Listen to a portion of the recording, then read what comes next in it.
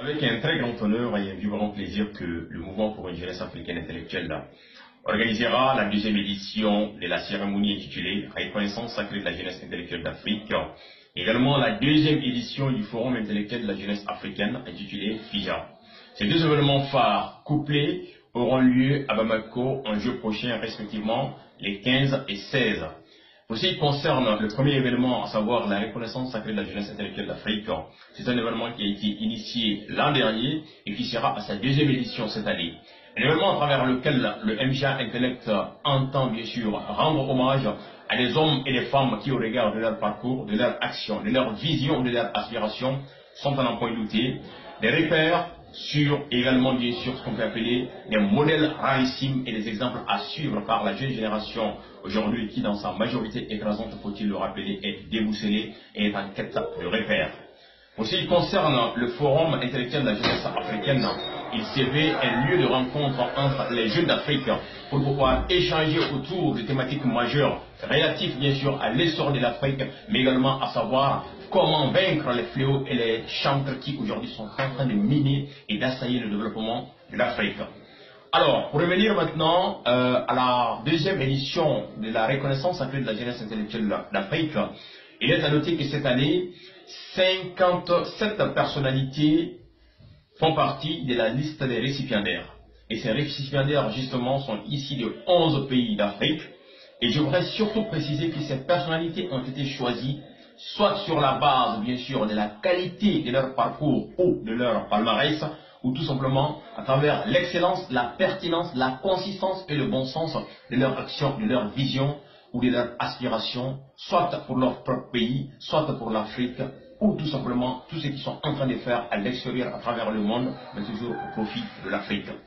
Alors, ces hommes et ces femmes-là, ce sont entre autres des hommes de lettres, des hommes de sciences, des intellectuels engagés, des mouvements de jeunes, des femmes battantes, des sportifs, des hommes des médias, des entrepreneurs partis de rien et qui sont arrivés bien sûr à s'imposer au bout de quelques années à travers bien sûr leur labeur et également à travers bien sûr leur volonté ardente de pouvoir apporter quelque chose de significatif et de positif bien sûr à leur pays également, à l'Afrique.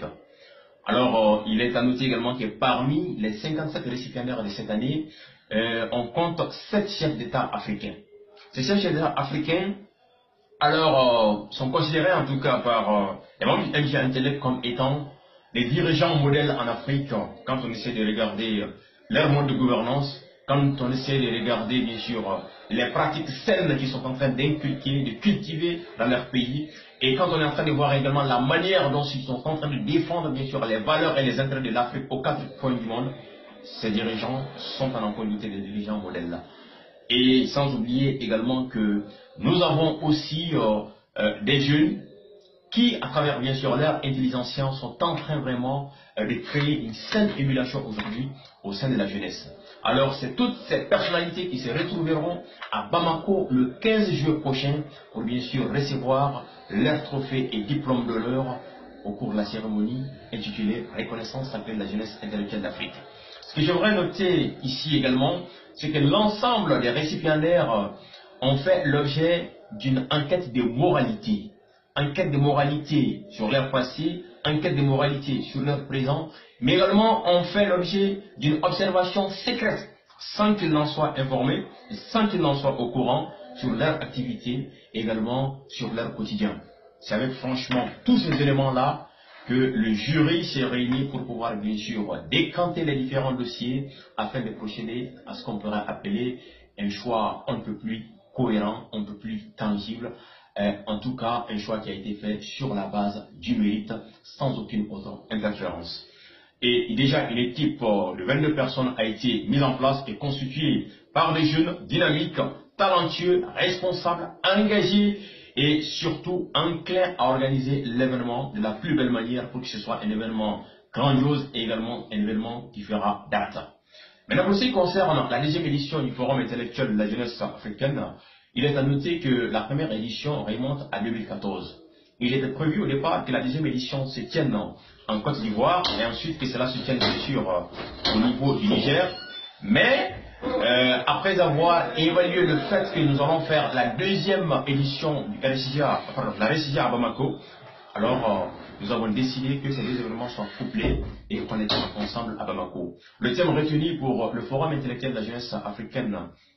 le thème retenu pour cette deuxième édition du Forum intellectuel de la jeunesse africaine est Jeunesse africaine, aspiration réelle, force et faiblesse, défi pour une Afrique meilleure. Et là, il y aura plusieurs panélistes qui vont se rencontrer et pour échanger également avec